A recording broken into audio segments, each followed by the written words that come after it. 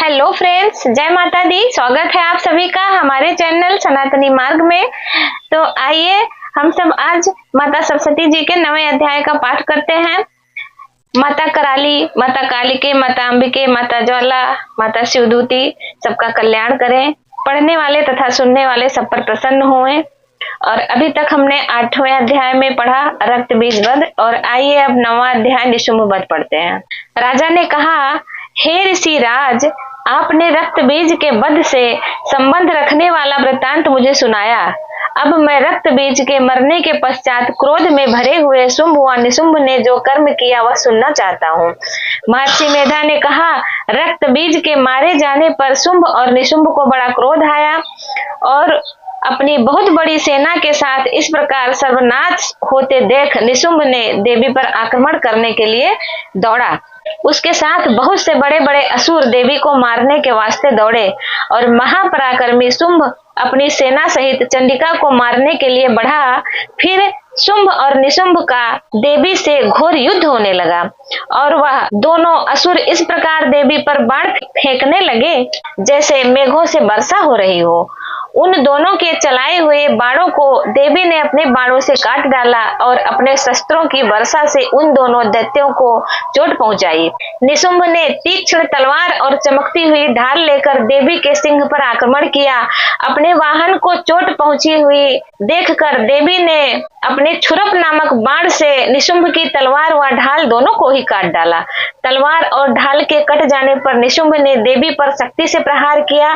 देवी ने अपने चक्र से उसके 2 टुकड़े कर दिए। फिर क्या था, दैत्य मारे क्रोध के जल भुन गया और उसने देवी को मारने के लिए उनकी ओर शूल फेंका, किंतु देवी ने अपने मुक्के से उसको चूर चूर कर डाला। फिर उसने देवी पर गदा से प्रहार किया। देवी ने त्रिशूल से गदा को भस्म कर डाला। इसके पश्चात वह फरसा हाथ में लेकर देवी की ओर लपका। देवी ने अपने तीखे बाणों से उसे धरती पर सुला दिया। अपने पराक्रमी भाई निशुंभ के इस प्रकार से मरने पर शुंभ क्रोध में भरकर देवी को मारने के लिए दौड़ा। वह रथ में बैठा हुआ उत्तम आयुधों से सुशोभित अपनी 8 बड़ी बड़ी भुजाओं से सारे आकाश को ढके हुए था। शुंभ को आते हुए देखकर देवी ने अपना शंख बजाया और धनुष की टंकोर का भी अत्यंत दुस्सह शब्द किया। साथ ही अपने घंटे के शब्द से, जो कि संपूर्ण दैत्य सेना के तेज को नष्ट करने वाला था, संपूर्ण दिशाओं को व्याप्त कर दिया। इसके पश्चात देवी के सिंह ने भी अपनी दहाड़ से, जिसे सुन बड़े बड़े बलवानों का मद चूर चूर हो जाता था, आकाश और पृथ्वी 10 दिशाओं को पूरित कर दिया। फिर आकाश में उछलकर काली ने अपने दांतों तथा अपने हाथों को पृथ्वी पर पटका। उससे ऐसा शब्द हुआ कि जिससे उसके पहले के सारे शब्द शांत हो गए। इसके बाद शिवदूती ने अपने असुरों के लिए भय उत्पन्न करने वाला अट्टहास किया, जिसे सुनकर सब दैत्य थर्रा उठे और शुंभ को बड़ा क्रोध हुआ।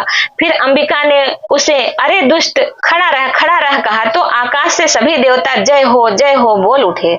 शुंभ ने वहां आकर ज्वालाओं से युक्त एक अत्यंत भयंकर शक्ति छोड़ी, जिसे आते देखकर देवी ने अपनी महोल्का नामक शक्ति से काट डाला। हे राजन, फिर शुंभ के सिंह नाद से तीनों लोक व्याप्त हो गए और उसकी प्रतिध्वनि से ऐसा घोर शब्द हुआ जिससे इससे पहले के शब्दों को जीत लिया। शुंभ के छोड़े बाणों को, देवी के छोड़े बाणों को शुंभ ने अपने बाणों से काट सैकड़ों और हजारों टुकड़ों में परिवर्तित कर दिए।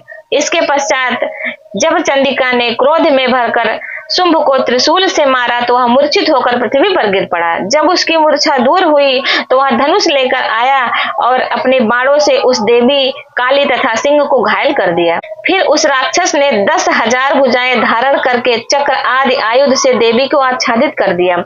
तब भगवती दुर्गा ने कुपित होकर अपने बाणों से उन चक्रों तथा बाणों को काट डाला। यह देख शुंभ हाथ में गदा लेकर चंडिका को मारने के लिए दौड़ा। उसके आते ही देवी ने तीक्ष्ण धार वाले खड्ग से उनकी गदा को काट डाला और फिर त्रिशूल हाथ में ले लिया।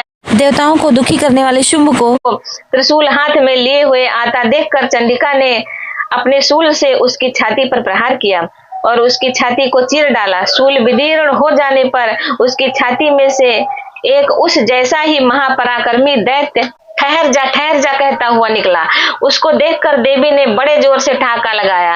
अभी वह निकलने ही पाया था कि उसका सिर अपनी तलवार से काट डाला। सिर के कटने के साथ ही वह पृथ्वी पर गिर पड़ा। तदंतर सिंह दहाड़ कर असुरों का भक्षण करने लगा और काली शिवदूती भी राक्षसों का रक्त पीने लगी। कौमारी की शक्ति से कितने ही महादैत्य नष्ट हो गए।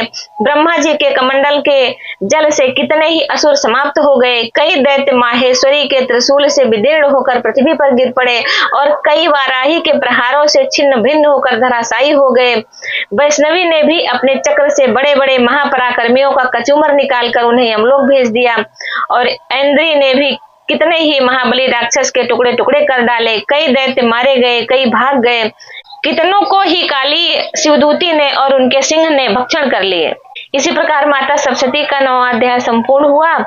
एक बार बोलो जगत जननी जगदम्बा की जय। आइए एक बार क्षमा प्रार्थना कर लेते हैं कि जिससे अगर हमारे पढ़ने में या सुनने में कोई गलती हुई है तो माता रानी क्षमा करें और हम सभी पर प्रसन्न हुए, हम सभी का कल्याण करें। परमेश्वरी, मेरे द्वारा रात दिन सहस्त्रों अपराध होते हैं, यह मेरा दास है ऐसा समझकर मेरे उन अपराधों को आप कृपा पूर्वक क्षमा करो। परमेश्वरी, मैं आवाहन नहीं जानती, विसर्जन करना नहीं जानती तथा पूजा करने का ढंग भी नहीं जानती, क्षमा करो। देवी सुरेश्वरी, मैंने जो मंत्रहीन, क्रियाहीन और भक्तिहीन पूजन किया है वह सब आपकी दया का पात्र हूँ, जैसा चाहो करो।